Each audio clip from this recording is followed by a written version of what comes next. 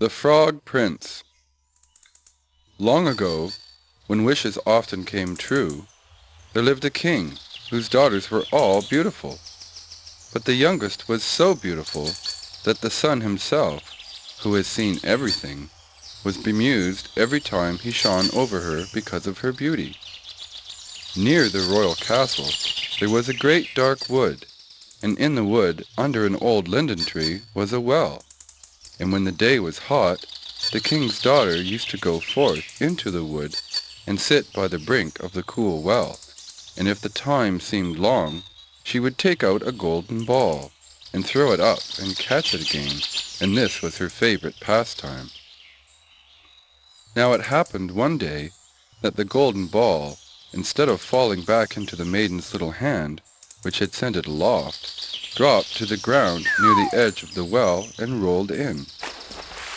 The king's daughter followed it with her eyes as it sank, but the well was deep, so deep that the bottom could not be seen. Then she began to weep, and she wept and wept as if she could never be comforted. In the midst of her weeping, she heard a voice saying to her, "What ails you, king's daughter? Your tears could melt a heart of stone."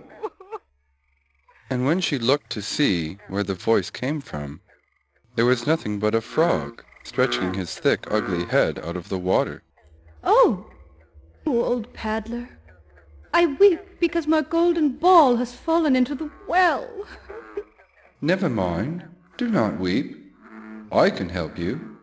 But what will you give me if I fetch your bowl again?" "Well, whatever you like, dear frog. Any of my clothes, my pearls and jewels, or even the golden crown that I wear." "Your clothes, your pearls and jewels, and your golden crown are not for me. But if you would love me, and have me for your companion and playfellow, and let me sit by you at the table, and eat from your plate, and drink from your cup, and sleep in your little bed, if you should promise me all this, then I would dive below the water, and fetch your golden ball again." "Oh, yes, I will promise it all, whatever you want, if only you will get me my ball again." But she thought to herself, "What nonsense he talks, as if he could do anything but sit in the water and croak with the other frogs, or could possibly be anyone's companion." But the frog, as soon as he heard her promise, drew his head under the water and sank down out of sight. But after a while he came to the surface again, with the ball in his mouth, and he threw it on the grass. The king's daughter was overjoyed to see her pretty plaything again, and she caught it up and ran off with it. "Stop, stop! Take me up too. I cannot run as fast as you." But it was of no use, for croak croak after her as he might, she would not listen to him, but made haste home, and very soon forgot all about the poor frog, who had to take himself to his well again. The next day, when the king's daughter was sitting at table with the king and all the court, and eating from her golden plate, there came something pitter-patter up the marble stairs. And then there came a knocking at the door, and a voice crying, "Youngest king's daughter, let me in." And she got up and ran to see who it could be. But when she opened the door, there was the frog sitting outside.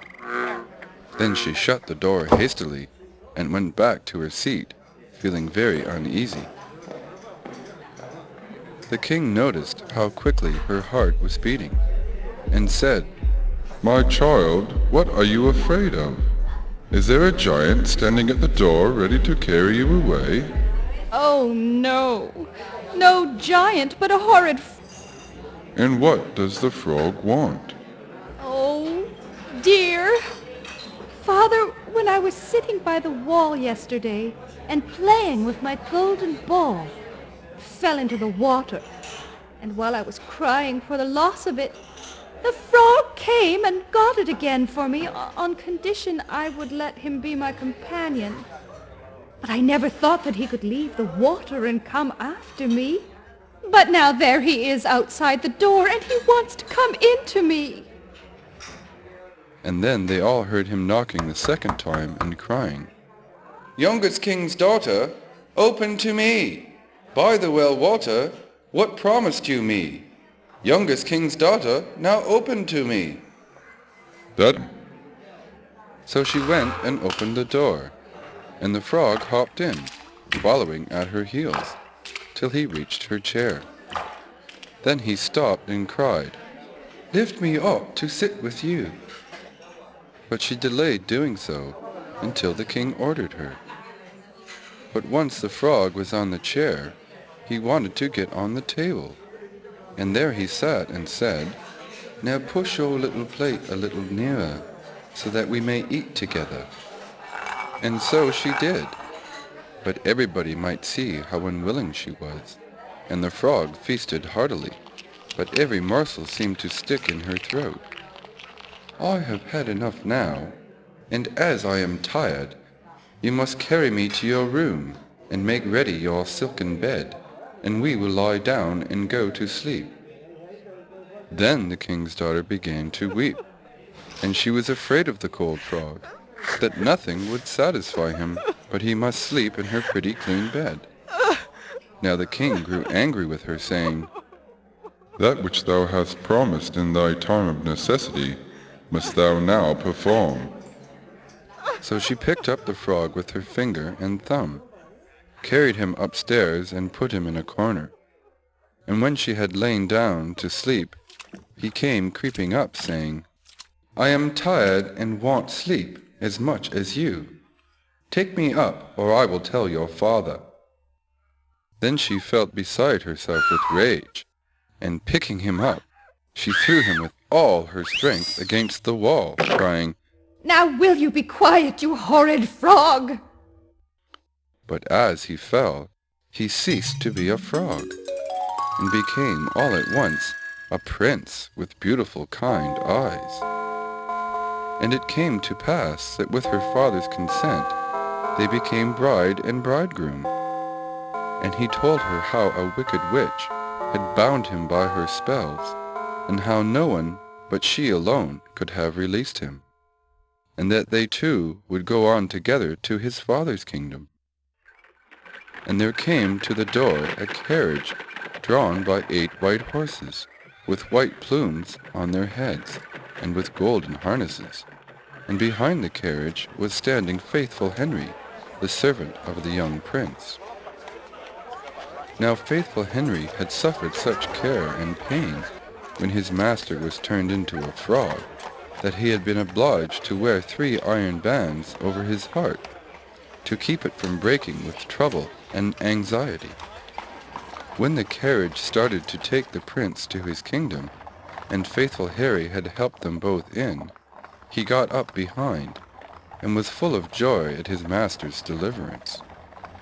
And when they had gone a part of the way, the prince heard a sound at the back of the carriage, as if something had broken, and he turned round and cried, "Henry, the wheel must be breaking." But Henry answered, "The wheel does not break. 'Tis the band round my heart, that to lessen its ache, when I grieved for your sake, I bound round my heart." Again, and yet once again, there was the same sound, and the prince thought that it must be the wheel breaking, but it was the breaking of the other bands from faithful Henry's heart, because he was so relieved and happy. The end.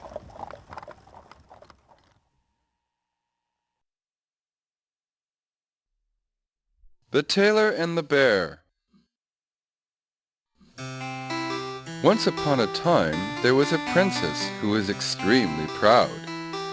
If a suitor came, she gave him a riddle to guess, and if he could not find it out, he was sent away contemptuously.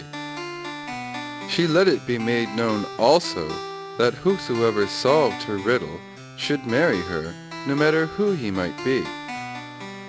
At length 3 tailors fell in with each other. The 2 eldest thought they had done so many dexterous bits of work successfully, that they should not fail to succeed in this also. The third did not even know his trade, but thought he must have some luck in this venture, for where else was it to come from? Then the two others said to him, "Just stay at home. You can't do much with your little bit of understanding." The little tailor, however, did not let himself be discouraged, and said he had set his head to work about this for once, and he would manage well enough, and went forth as if the whole world were his.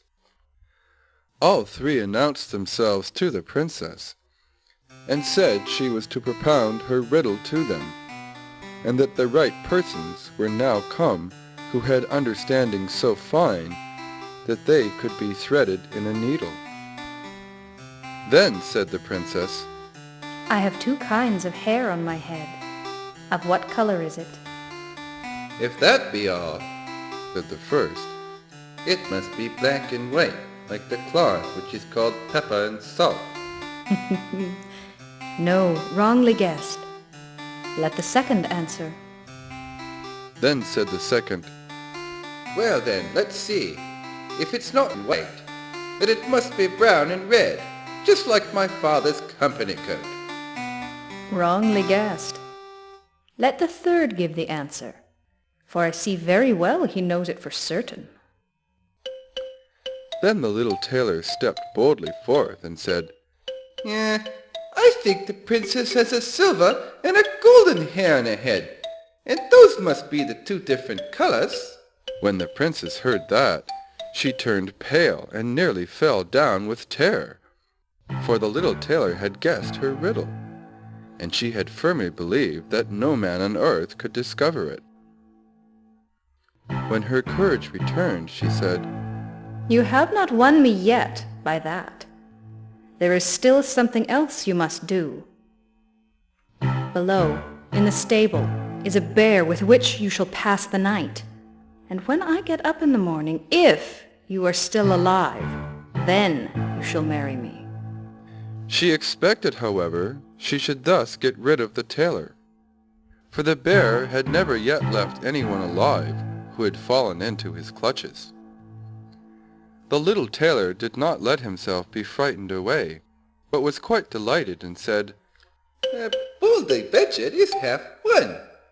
When therefore the evening came, our little tailor was taken down to the bear.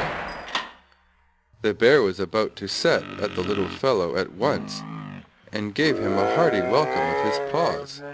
"Whoa, softly, softly there, Mr. Bear. I will soon make you quiet."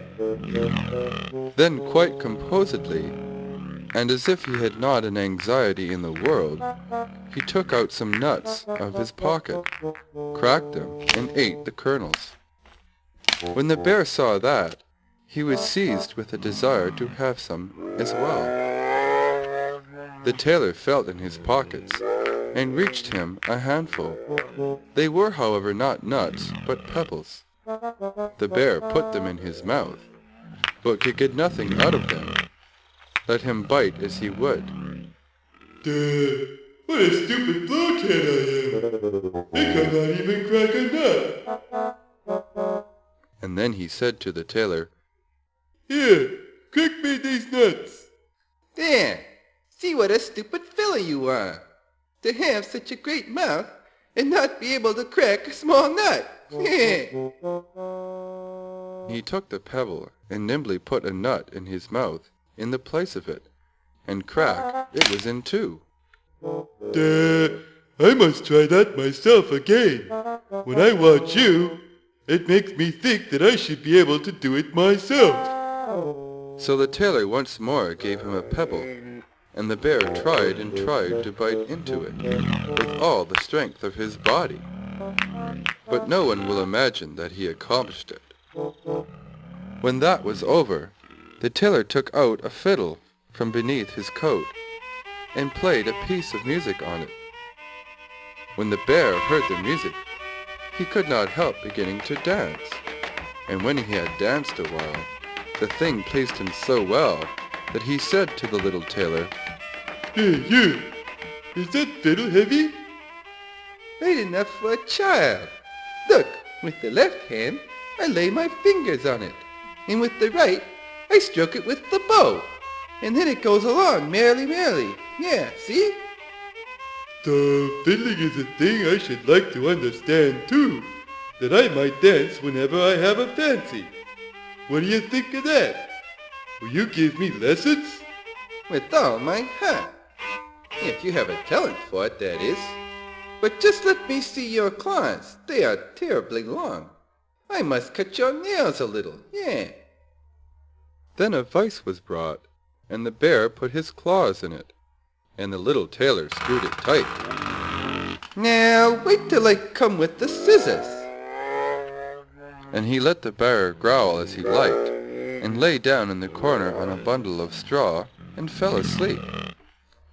When the princess heard the bear growling so fiercely during the night, she believed nothing else but that he was growling for joy, and had made an end of the tailor.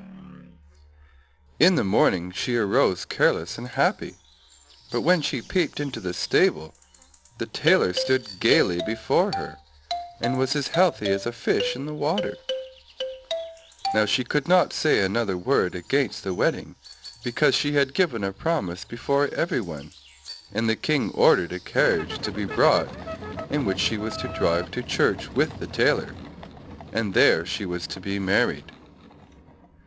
When they had got into the carriage, the two other tailors, who had false hearts and envied him with his good fortune, went into the stable and unscrewed the bear again.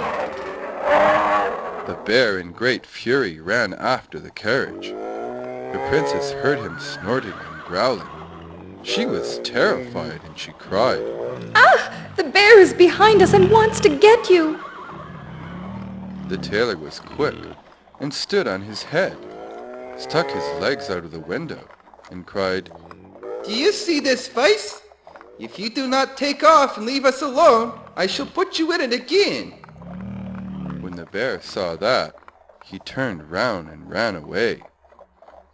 The tailor drove quietly to church, and the princess was married to him at once, and he lived with her happy as a woodlark. The end.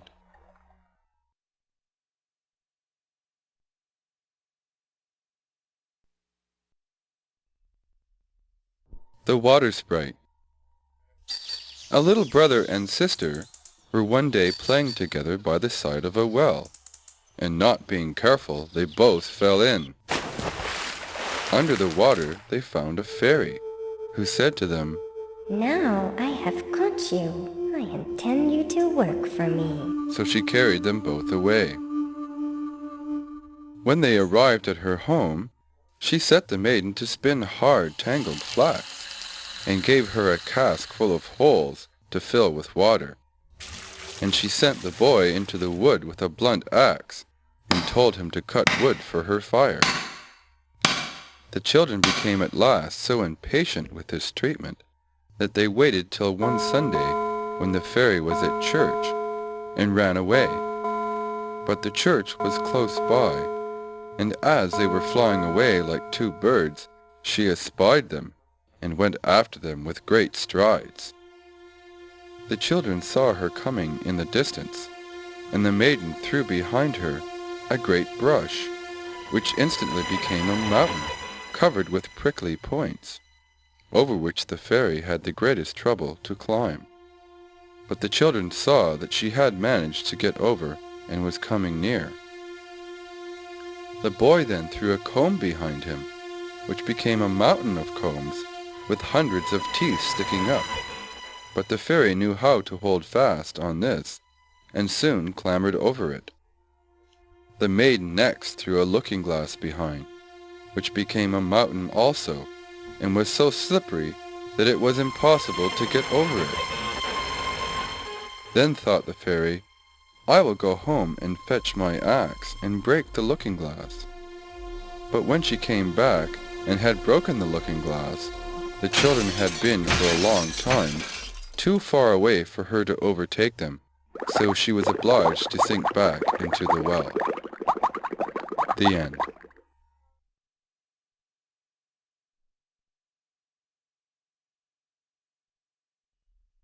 The language of animals. A long time ago, there lived a king, whose wisdom was heralded abroad in all the country. Nothing remained long unknown to him, and it was as if the knowledge of hidden things was brought to him in the air. However, he had one curious custom.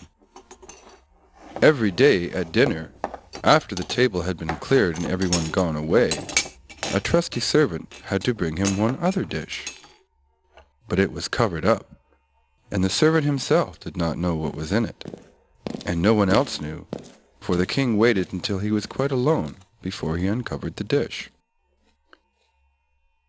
This had gone on a long time, but at last there came a day when the servant could no longer restrain his curiosity. But as he was carrying the dish away, he took it into his own room. As soon as he had fastened the door securely, he lifted the cover, and there he saw a white snake lying on the dish. After seeing it, he could not resist the desire to taste it, so he cut off a small piece and put it in his mouth. As soon as it touched his tongue, he heard outside his window a strange chorus of delicate voices. He went and listened, and found that it was the sparrows talking together, and telling each other all they had seen in the fields and woods. The virtue of the snake had given him the power to understand the speech of animals. Now it happened one day that the queen lost her most splendid ring, and suspicion fell upon the trusty servant, who had the general superintendence, and he was accused of stealing it. The king summoned him to his presence, and after many reproaches told him that if by the next day he was not able to name the thief, that he should be considered guilty and punished. It was in vain that he protested his innocence. He could get no better sentence.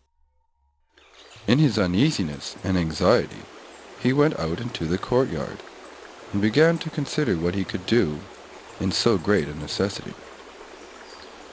There sat the ducks by the running water, and rested themselves, plumed themselves with their flat bills, and held a comfortable chat. The servant stayed where he was and listened to them. They told how they had waddled all about yesterday morning, and found good food. And then one of them said pitifully, "Quack, quack. Something lies very heavy in my craw. Quack, quack. It is the ring that was lying under the queen's window. Quack. I swallowed it down in too great a hurry. Quack, quack, quack." Then the servant seized her by the neck, took her into the kitchen, and said to the cook, Kill this one. She's quite ready for cooking. Yeah, I see, yeah. There will be no trouble of fattening this one. It has been ready ever so long. She then slit up its neck, and when it was opened, the queen's ring was found in its craw. The servant could now clearly prove his innocence, and in order to make up for the injustice he had suffered, the king permitted him to ask some favor for himself, and also promised him the place of greatest honor in the royal household. But the servant refused it, and only asked for a horse and money for traveling, for he had a fancy to see the world, and look about him a little. So his request was granted, and he set out on his way, and one day he came to a pool of water, by which he saw 3 fishes who had got entangled in the rushes, and were panting for water. Although fishes are usually considered dumb creatures, he understood very well their lament, that they were to perish so miserably, and as he had a compassionate heart, he dismounted from his horse, and put the 3 fishes back again into the water. They quivered all over with joy, stretched out their heads, and called out to him, He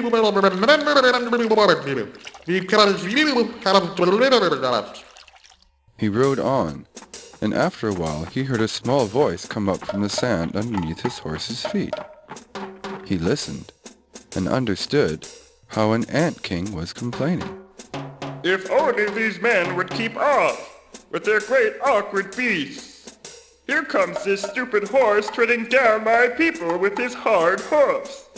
The man then turned his horse to the side path, and the ant king called out to him, We will remember and reward you. The path led him through a wood, and there he saw Father Raven and Mother Raven standing by their nest and throwing their young ones out. "Off with you, young gallows birds!" they cried. "We cannot stuff you any more. You are big enough to fend for yourselves." The poor young ravens lay on the ground, fluttering and beating the air with their pinions, and crying, "We are poor helpless things. We cannot fend for ourselves. We cannot even fly. We can only die of hunger." Then the kind young man dismounted, killed his horse with his dagger, and left it to the young ravens for food. They came hopping up, feasted away at it, and cried, "We will remember and reward you." So now he had to use his own legs, and when he had gone a long way, he came to a great town. There was much noise and thronging in the streets, and there came a man on a horse who proclaimed, "The king's daughter seeks a husband, but he who wishes to marry her must first perform a difficult task, and if he cannot carry it through successfully, then he will lose his life." Many had already tried, but had lost their lives in vain. The young man, when he saw the king's daughter, was so dazzled by her great beauty that he forgot all the danger, and he went to the king and offered himself as a wooer. Then he was led to the seaside, and a gold ring was thrown into the water before his eyes. Then the king told him that he must fetch the ring up again from the bottom of the sea, saying, If you come back without it, you shall be put under the waves again and again until you are drowned. Everyone pitied the handsome young man, but they went and left him alone by the sea. As he was standing on the shore and thinking of what he should do, there came 3 fishes swimming by, none other than those he had set free. The middle one had a mussel in its mouth, and he laid it on the strand at the young man's feet. And when he took it up and opened it, there was the gold ring inside. Full of joy, he carried it to the king and expected the promised reward. But the king's daughter, proud of her high birth, despised him and set him on another task. She went out into the garden and strewn about over the grass 10 sacks full of millet seed. By the time the sun rises in the morning, you must have picked up all of these, and not a grain must be wanting. The young man sat down in the garden and considered how it was possible to do this task. But he could think of nothing, and stayed there, feeling very sorrowful, and expecting to be led to death at the break of day. But when the first beams of sun fell on the garden, he saw that the 10 sacks were all filled, standing one by the other, and not even a grain was missing. The Ant King had arrived in the night with his thousands of ants, and the grateful creatures had picked up all the millet seed, filled the sacks with great industry. The king's daughter came herself into the garden and saw with astonishment that the young man had performed all that he'd been given to do. But she could not let her proud heart melt. Although he has completed the 2 tasks, he shall not be my bridegroom until he fetches me an apple from the tree of life. The young man did not know where the tree of life was to be found, but he set out and went on and on as long as his legs could carry him, but he had no hope of finding it. When he had gone through 3 kingdoms, he came one evening to a wood and seated himself under a tree to go to sleep. But he heard a rustling in the boughs, and a golden apple fell into his hand. Immediately 3 ravens flew towards him, perched on his knee, and said, We are the 3 young ravens that you delivered from starving. When we grew big and heard that you were seeking the golden apple, we flew over the sea to the end of the earth, where the tree of life stands, and we fetched the apple for you. Full of joy, the young man set off on his way home, and brought the golden apple to the king's beautiful daughter, who was without any further excuse. So they divided the apple of life and ate it together, and their hearts were filled with love, and they lived in undisturbed happiness to a great age. The end.